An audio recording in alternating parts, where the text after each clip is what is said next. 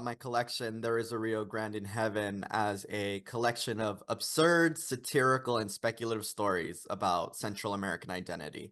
These stories are all in some way about Salvadoran immigrants, which is my background and my extended family's background.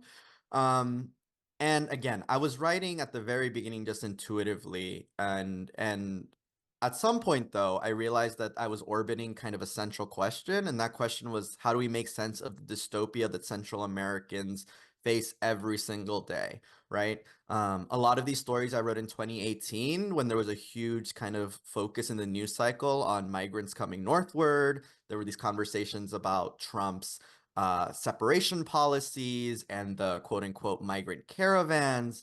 And so I was seeing that happening and then trying to figure out how to work through both the emotions and the political questions that I was asking myself. But the only way I could approach it, honestly, was through the speculative, through the strange.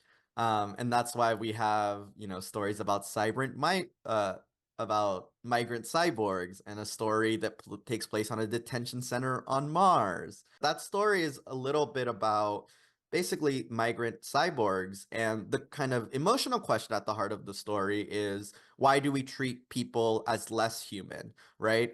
Um, you know, Not always fully unhuman. Like, we acknowledge that they are people just like us, but we treat them in ways that kind of hurt their humanity or overlook their humanity.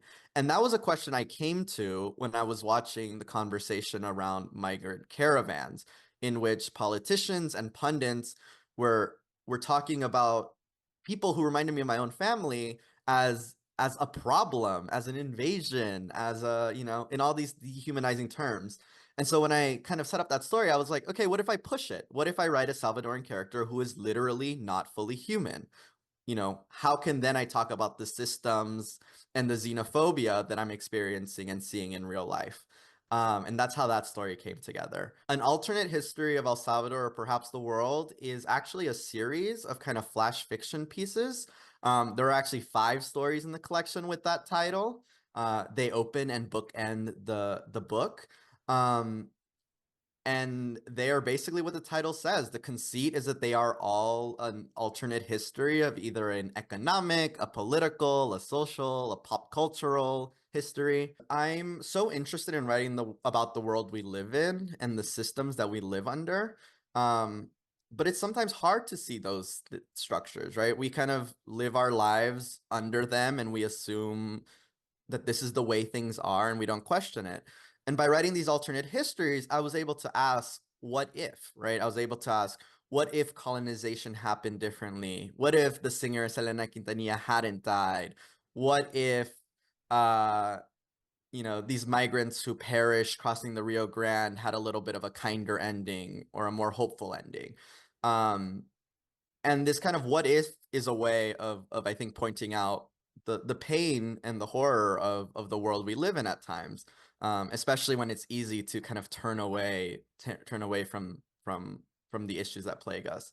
I'll also say that what if is such a powerful question that I return to over and over in my fiction, in part because I think it is the kind of question that a lot of immigrant families ask themselves.